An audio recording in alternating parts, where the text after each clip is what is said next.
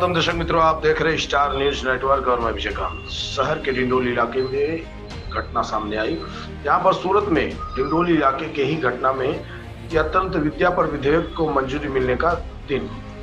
तांत्रिक क्रिया के पति बच्चों से मिलने की बात कहकर विवाहिता ने सामूहिक दुष्कर्म किया। धंधई और सागरिक के साथ रेप का वीडियो भी रिश्तेदारों को भेज दिया।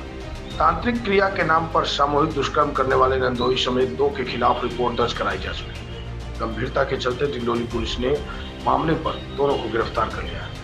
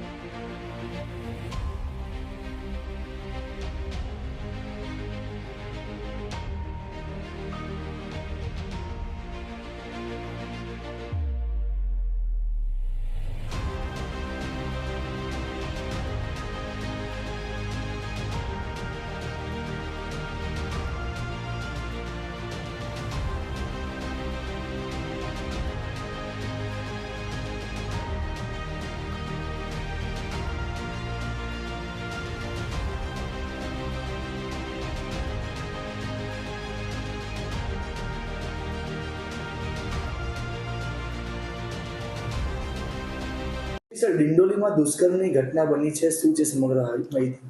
ડિંડોલી પોલીસ સ્ટેશનમાં એક પીડિતાએ ફરિયાદ આપેલી છે કે પોતાના કુટુંબના એક જેને નરદોઈ થાય એ વ્યક્તિ છે એને પોતાના જે એનું ડાયવોર્સી જીવન છે એમાંથી એને બહાર લાવવા માટે કોઈ સાધુ સંતનો સંપર્ક કરાવી અને એને જેનું જે લગ્ન છે એ ફરીવાર પાટે ચડી જાય એવી એને બાહેંધરી આપી, એને ફોસલાવી અને એની સાથે સંબંધો કેળવીને પછી એના ઘરે એમને રાત્રિ રોકાણ કરેલું અને રાત્રિ રોકાણ દરમિયાન પીડિતા સાથે જબરદસ્તી કરી અને એની સાથે રેપ કરેલો એ મુજબની ફરિયાદ આપતા પોલીસે તપાસ હાથ ધરી અને આ સંબંધે 2 આરોપી જે છે મોહિત પાટીલ અને પ્રવીણ સૂર્યવંશી બંનેને અટક કરવામાં આવેલા છે અને હાલ પોલીસ તપાસ કરી રહી છે.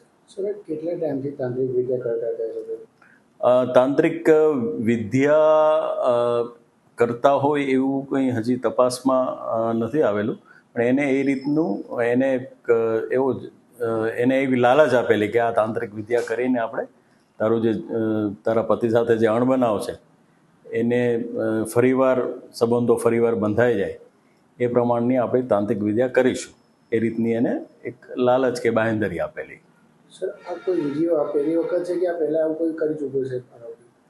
આરોપી આ રીતના રેપના કોઈ બનાવમાં સંડોવાયેલો એવું નથી, પણ એના અન્ય ગુનાહિત ઇતિહાસ જે છે એ પોલીસ તપાસી રહી છે.